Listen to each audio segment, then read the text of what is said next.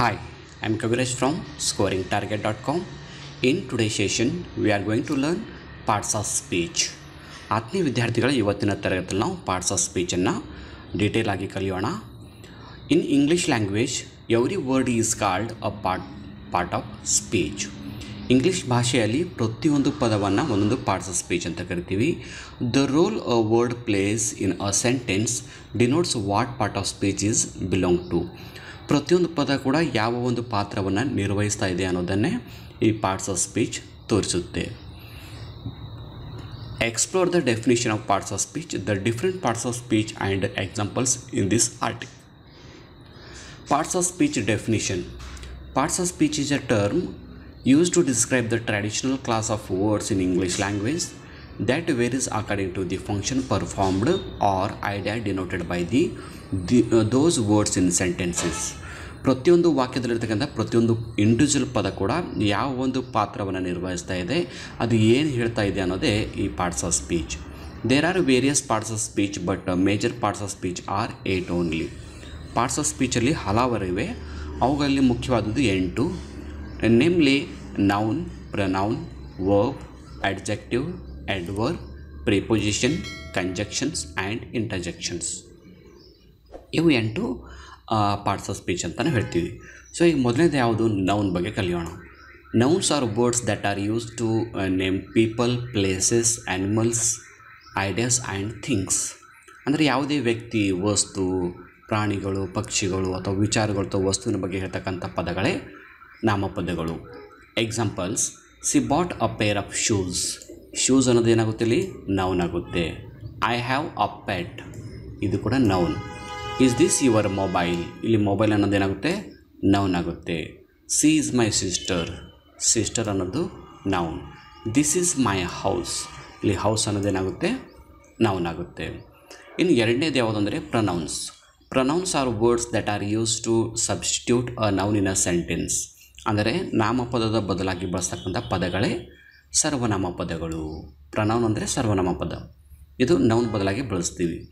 I reached home at 6 in the evening, ಇಲ್ಲಿ I ಅನ್ನೋದು pronoun. That is my mom, ಇಲ್ಲಿ ಮೈ ಅನ್ನೋದು ಕೂಡ ಪ್ರನೌನ್.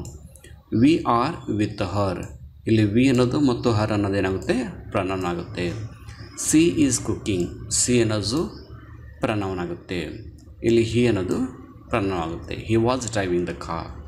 ಅಂದರೆ ಇಲ್ಲಿ ಜೆಂಡರ್ ಪ್ರಕಾರ ಫೆಮಿನೈನ್ ಜೆಂಡರ್ ಇದ್ದರೆ ಸಿ ಅಂತ ಯೂಸ್ ಮಾಡ್ತೀವಿ, ಮಸ್ಕ್ಯುಲೈನ್ ಜೆಂಡರ್ ಇದ್ದರೆ ಹಿ ಅಂತ ಯೂಸ್ ಮಾಡ್ತೀವಿ.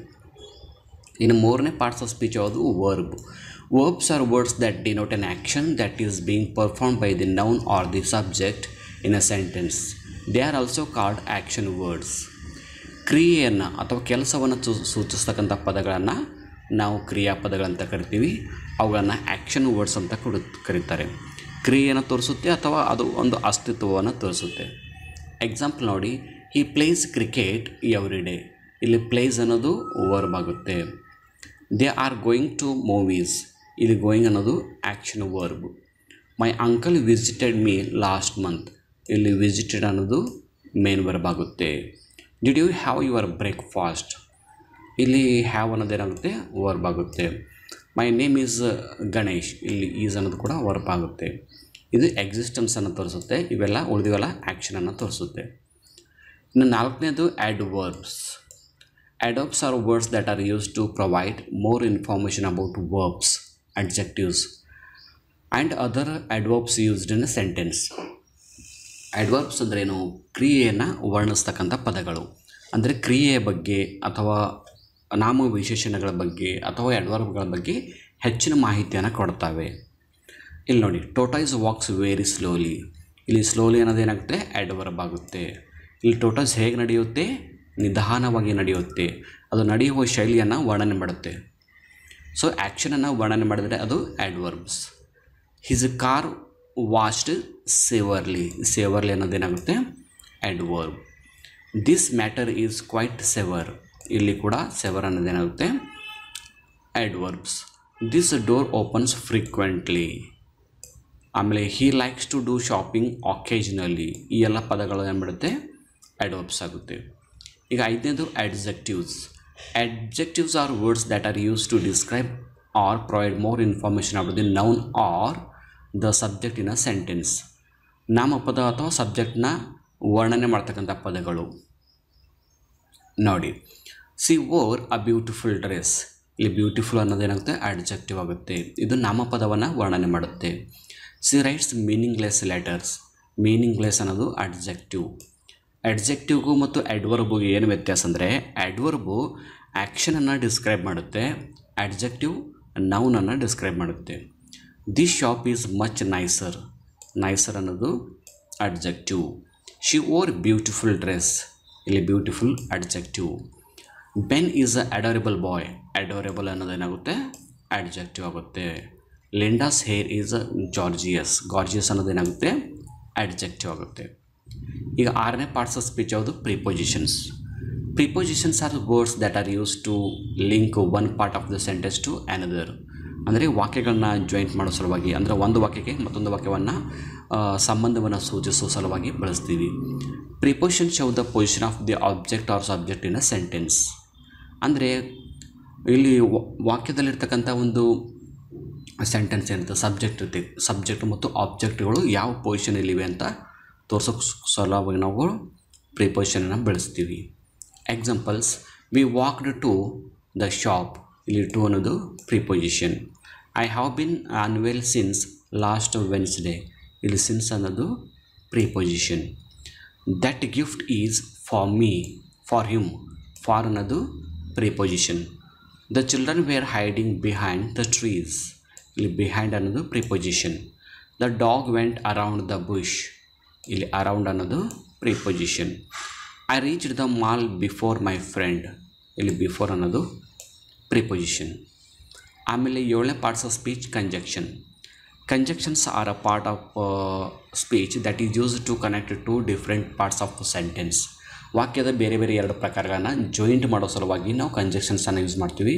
ಅದು ವಾಕ್ಯಗಳನ್ನು ಜಾಯಿಂಟ್ ಮಾಡ್ಬೋದು ಅಥವಾ ಫ್ರೇಜ್ ಅಥವಾ ಕ್ಲಾಸ್ಗಳನ್ನ ಜಾಯಿಂಟ್ ಮಾಡೋದು.